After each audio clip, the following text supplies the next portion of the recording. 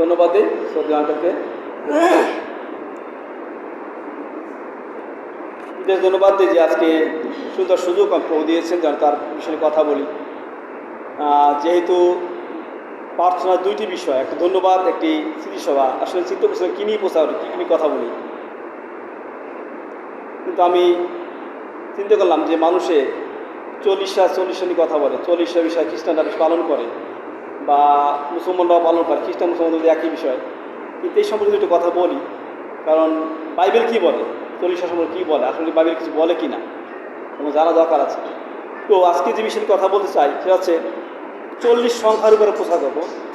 বাইবেলের 40 সংখ্যার উপরে কোথায় কোথায় কী বিষয় লেখা আছে এবং সেই বিষয় নিয়ে দুইটা কথা বলতে চাই। আমি সংক্ষেপে বোঝানোর চেষ্টা করব। 40 সংখ্যা বাইবেলের একটা গুরুত্বপূর্ণ সংখ্যা, যেমন 40 দিন, 40 বৎসর, এরকম বিষয় রয়েছে যা নিয়ে আমরা কথা বলতে পারি। তো ভাইটাল একটা সংখ্যা এই বাইবেলের 40 সংখ্যা। আমি অনেকদিন আগে একটা নোট পেয়েছিলাম, 40 টাকার নোট। তো আমি ভাবলাম ভালো, আমি দেখি না যে এটা স্মারক নোট। আমি হঠাৎ করে দোকানে দিলাম, বলুন না ভাই এটা চলবে না। আমি কেন, এটা স্মারক নোট। তো 40 টাকার নোটও বের হয়েছে আমরা বাংলাদেশে, আমি পেয়েছিলাম একটা। তো আজকে সে বিষয়ে কথা বলতে চাই 40 সংখ্যা নিয়ে। বাইবেলে 40 সংখ্যার উপরে আমি 6টা বিষয় বের করেছি এবং সেখানে প্রথম যে বিষয় যে 40 সংখ্যাটি হচ্ছে ব্যবহৃত হয়েছে ঈশ্বর ধ্বংসের বিষয়। ঈশ্বর ধ্বংস করবেন, ঈশ্বর বিনাশ করবেন 40 দিনে, সেই সম্পর্কে বলা আছে। আপনারা বিষয়ে আমি পর্যায়ক্রমে আসবো এরকম। তো প্রথম যে বিষয় রয়েছে, আপনারা আদি পুস্তক দেখেন, নোহ 3 অধ্যায়, 6 অধ্যায়, আদি 3 অধ্যায়, আদি 6 অধ্যায়। আর সেখানে যদি বাই করেন আপনারা সেখানে দেখতে পাবেন যে ঈশ্বর মানুষের উপরে কষ্ট পেয়েছিলেন এবং সেখানে তিনি পরিকল্পনা করেছিলেন এই পৃথিবী 40 দিনের মধ্যে তিনি শেষ করে দেন বা বিনষ্ট করেন। আমরা যদি আদি 6 অধ্যায় দেখি, সেখানে 3 পদ দেখি, আমরা এখানে লেখা আছে এরকম যে তাহাতে সদাপ্রভু কহিলেন, আমার আত্মার মনুষ্যদের মধ্যে নিত্য অধিষ্ঠান করে না, তাহাদের বিপদ গমনে আমার তাহারা মাংস মাত্র, পরন্তু তাহাদের সময় 120 বর্ষ হইবে। কিন্তু এর আগে একটি বিষয় রয়েছে, কারণ যদি 1 পদ 2 পদ দেখে লেখা আছে যে এইরূপে যখন বহুমণ্ডলের মনুষ্যদের সংখ্যা বৃদ্ধি পাইতে লাগিল ও অনেক কন্যা জন্মিল, তখন ঈশ্বরের পুত্ররা মনুষ্যদের কন্যাগণকে সুন্দরী দেখিয়া যাহাকে ইচ্ছা সে তাহাকে বিবাহ করিতে লাগিল। এটা বড় বিষয় এখানে। কিন্তু এইটা হচ্ছে 40 দিন এই পৃথিবী বিনাশে একটা প্রধান কারণ ছিল। ঈশ্বর কেন এই পৃথিবী ধ্বংস করতে চেয়েছিলেন?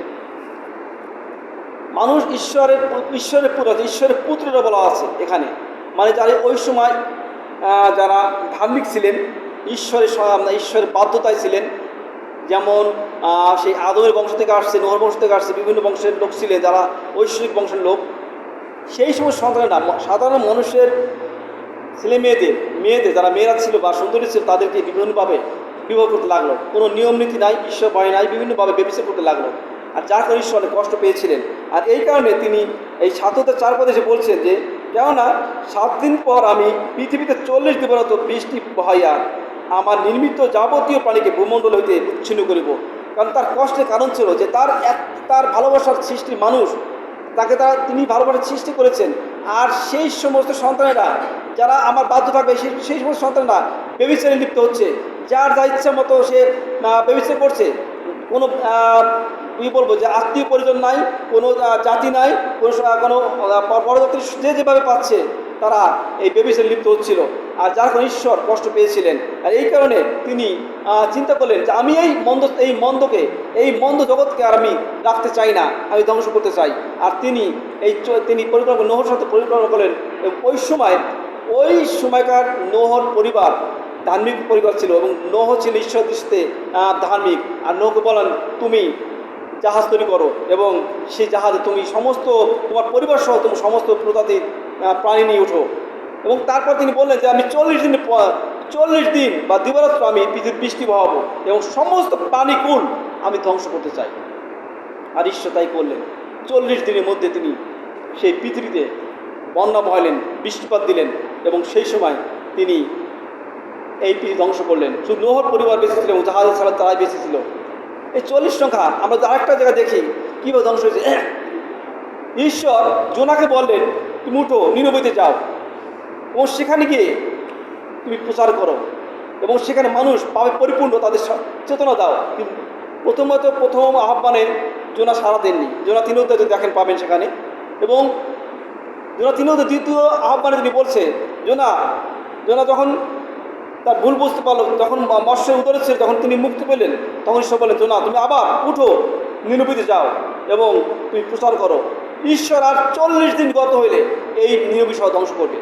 আর জোনা তাই 40 দিনের জন্য তিনি সেই নিনবেতে 3 দিনের পথ যেতে হয়।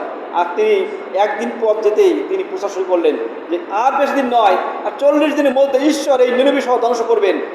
আর এই চেতনা বাক্যে তখন নিনবেবাসী তারা মন পরিবর্তন করলেন। এমনকি নিনবের যে রাজা তিনিও মন পরিবর্তন করলেন, হায়রে ঈশ্বর এই পিতা আমার এই নিনবেদের ধ্বংস করবে। আর তারা চেতনায় পরিপূর্ণ হলেন। তারা নিজেরা সেই অনুশোচনা করলেন। তারা কি করলেন? তারা সেই রাজা নিজেও তিনি তার গাছের শাল ফেলে দিলেন, তার বস্ত্র ফেলে দিলেন, বস্ত্র খুলে দিলেন।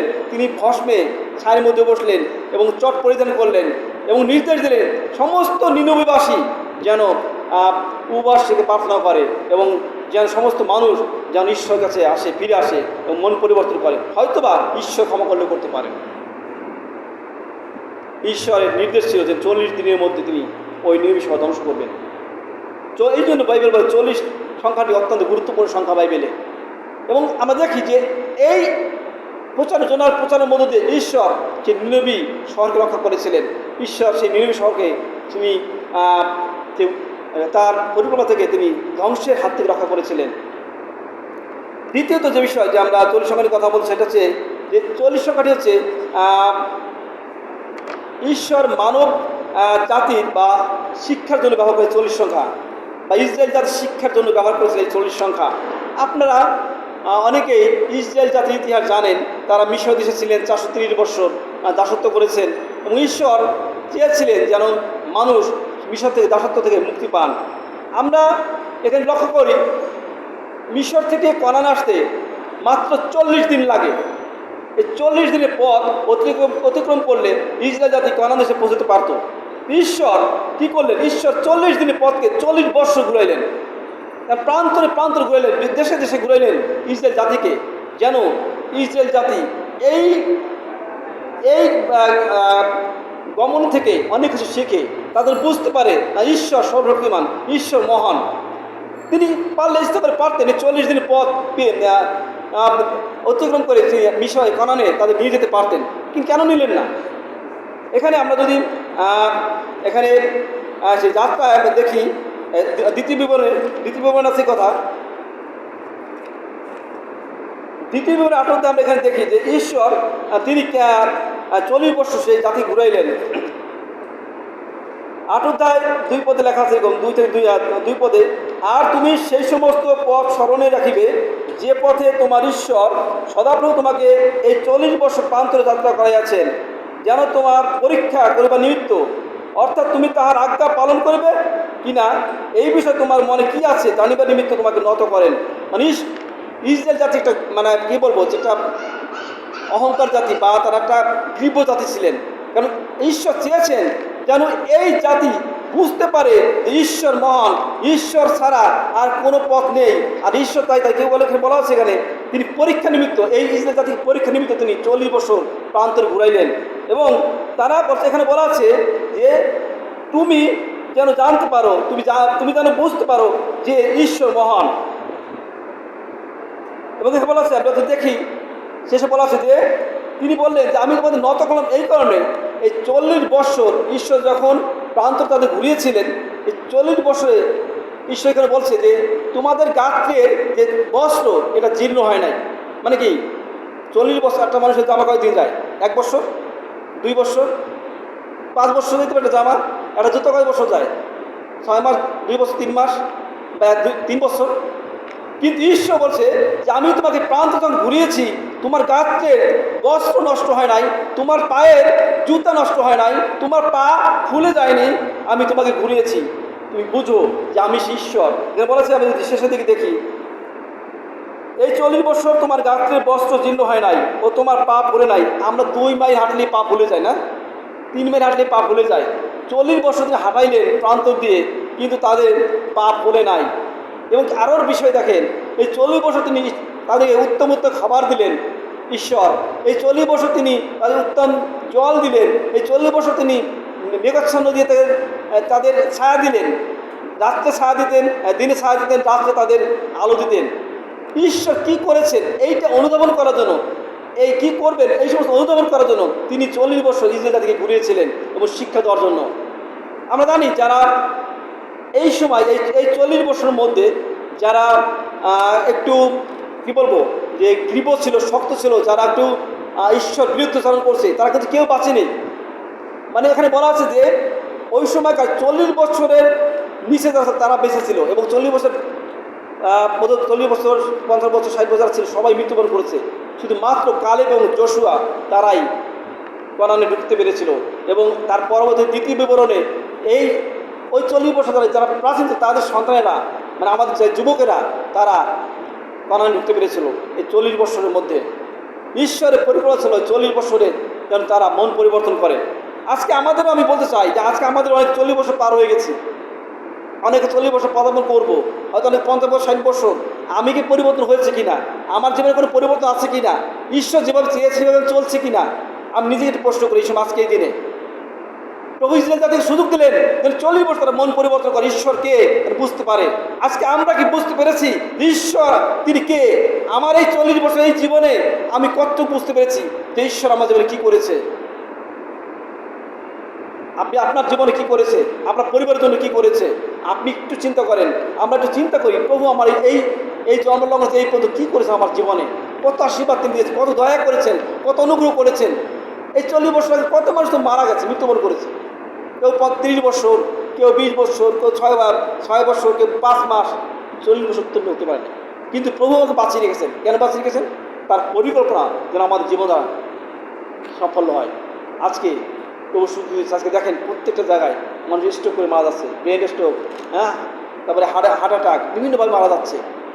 কিন্তু মন পরিবর্তনের সময় এখন রয়েছে। আপনি মন পরিবর্তন করি, আমরা মন পরিবর্তন করি, যেন প্রভু এই দিনে আশীর্বাদ করেন। কারণ আমার 40 বছর পার হয়ে গেছে, আমি হয়তো বোনাস 20 বছর বাঁচবো, সাপোজ ইচ্ছা না করো, হয়তো কেউ 10 বছর পারে, কেউ তো আরও 20 বছর বাঁচতে পারে, যার 50 বছর। কিন্তু ঈশ্বর সুযোগ দিয়েছিলেন আমরা যেন ঈশ্বরকে প্রভু বলে মানে স্বীকার করি, ঈশ্বরকে প্রভু বলে জ্ঞান করি, ঈশ্বরকে নত হই।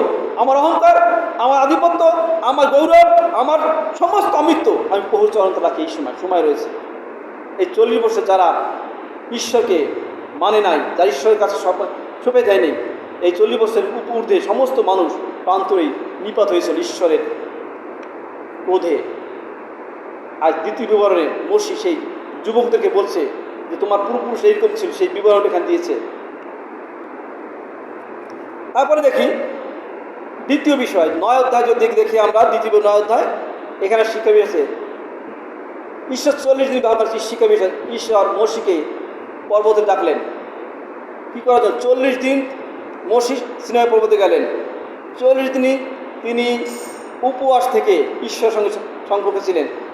কী কারণে গিয়েছিলেন? সেখানে তিনি ঈশ্বরের নিয়ম সিন্ধুক আনতে গেছিলেন, নিয়ম ফলক, দর্শকগা ফলক আনতে গেছিলেন। এবং এই 40 দিন তিনি সিনাইতে ছিলেন। আর এই 40 দিনের মধ্যে তিনি উপবাস ঈশ্বরের সান্নিধ্যে ছিলেন।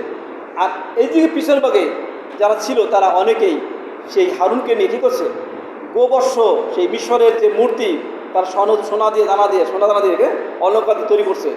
বলছে মোশি তো আসবে, তো মরে গেছে, ও আর আসবে না, 40 দিন হয়ে গেছে, মরে গেছে, অনেক দিন হয় না, আসে না। তাহলে আমরা কাজ করি, আমরা আমাদের ঈশ্বর তৈরি, আমাদের নিমিত্ত ঈশ্বর তৈরি করি। সে হচ্ছে গোবর্ষ, সোনা দিয়ে গোবর্ষ তৈরি করলে সেই গোবর্ষের পুজো করলেন। কিন্তু ঈশ্বর বলে মোশি তুমি শীঘ্রই যাও নিচে, দেখো তারা বিপথে গিয়েছে। আর মোশি দেখলেন তার গোবর্ষকে আরাধনা করছে। কিন্তু ঈশ্বরের এইভাবে সেই ইব্র জাতিকে, সেই শক্ত জাতিকে ধ্বংস করেছিলেন। আজকে মোশি সেই নিয়ম, সে দর্শকগার নিয়ম তিনি নিয়ে আসছিলেন প্রস্তুত ফলকে, যা আজকে আমরা এখনও পালন করি, পবিত্র বাক্য, ঈশ্বরের বাক্য, সেই 10 আজ্ঞা, এবং সেই আজ্ঞার মধ্যে আজকে ঈশ্বর গৌরব করছে। দ্বিতীয় বিষয় হচ্ছে 40 সংখ্যাটি ব্যবহৃত হয়েছে উপবাসকালীন উপবাস পালন করার জন্য। মথি 4 অধ্যায়ে লেখা আছে, প্রভু যীশু খ্রিস্ট তিনি 40 দিবস প্রান্তরে কী করলেন? উপবাস থাকলেন এবং শয়তান দ্বারা পরীক্ষিত হলেন। আজকে আমরা প্রত্যেকটা খ্রিস্টান ভাই বোনেরা আমরা 40 দিবস উপবাস পালন করি, প্রায় পালন করি প্রত্যেকটা চার্চে। মসি সিনাই পর্বতে তিনি 40 দিবস উপবাস ছিলেন, তিনি উপবাস পালন করেছেন। আজকে আমরা পালন করি উপবাস, অনেকেই আমরা পালন করি, উপর নিয়ম নাই, কিন্তু আমরা পালন করি 40 দিন উপবাস বলে। উপবাস একটা শিক্ষার বিষয়, মানুষের আত্মশুদ্ধির বিষয়। বাইবেলে প্রায় 40 দিন উপবাস থাকে এবং আর 3 দিন উপবাস থাকে, হিস্ট্রি আছে 3 দিন, বিভিন্ন জায়গায় আছে, কিন্তু উপবাস 40 দিন পালন করি। দ্বিতীয়ত বিষয় হচ্ছে যে, পরে দেখি আমরা একটা বিষয় যে ঈশ্বর 40 দিন পরে স্বর্গারোহণ করলেন, আমরা অনেকেই জানি। এই স্বর্গারোহণকে নিয়ে কিন্তু আমরা অনেক কী বলবো, অনেক খ্রিস্টানের ভ্রান্ত পথে রয়েছি। যেমন আমি বিশেষ করে ঈশ্বর যীশু খ্রিস্ট স্বর্গারোহণ করেছেন, কিন্তু অনেকেই 40টা পালন করি এখান থেকে কিছু ক্লু নিয়ে। কিন্তু বাইবেল এই 40টা পালনের কথা বলে না। বাইবেল কোথাও আপনি দেখাতে পারবেন না যে 40টা খ্রিস্টানরা পালন করে বাসে, এবং এমনকি কোরআনেও লেখা নাই 40টা পালন করা। কোরআনে বলছে বিদাত মানে হারাম, আরবি ভাষায় বিদাত বলে, মানে এটা হারাম বলে, যে কুলখানি 40টা বা শ্রাদ্ধ বলে এটা হারাম বলে, এটা পালন করা যায় না। কেন বলে? যুক্তি আছে। যদি আমাদের বৃদ্ধ পিতামাতা থাকে, আমরা দেখি অনেকে হিন্দুরা যখন যাদের পিতামাতা মারা যায় তারা শ্রাদ্ধ করে, কি গ্রামে গ্রামে ভিক্ষে করে, চুল ফেলে, এক পোশাক পরে, নিরামিষ খায়, বিভিন্নভাবে তারা কষ্ট করে টাকা পয়সা শ্রাদ্ধ করে। কেউ 13 দিনে করে, কেউ 1 মাসও করে। এই 40টা ঠিক শ্রাদ্ধের মতো, কুলখানের শ্রাদ্ধের মতো। আজকে ধরুন আমার পিতামাতা বৃদ্ধ আছে, এই বৃদ্ধ অবস্থায় আমি আমার পিতামাতার সেবা করছি না, আমি আমার পিতামাতার যত্ন নিচ্ছি না, আমি আমার পিতামাতার অনেক অসুস্থতায় তার কাছে যাচ্ছি না, তাকে সমবেদনা জানাচ্ছি না। কিন্তু যখন মৃত্যুবরণ করে তখন আমার মায়া একেবারে ঢেলে পড়ে। যখন আমার বাবার জন্য পাগল হয়ে যায়, আমার মার জন্য পাগল হয়ে যায়, আমি বড় শ্রাদ্ধের আয়োজন করি, খরচ করি, বড় কুলখানি করি, কত আয়োজন করি, ভালো মন্দ লোককে খাওয়াই, কত মানুষকে কতভাবে নিমন্ত্রণ করি। কিন্তু ভাই, আপনার বৃদ্ধ পিতামাতা যখন বেঁচে ছিলেন আপনি কতটুকু করেছেন? তাকে কি এক মুঠো খাবার দিয়েছেন? আপনি কি তার পাশে দাঁড়িয়েছেন?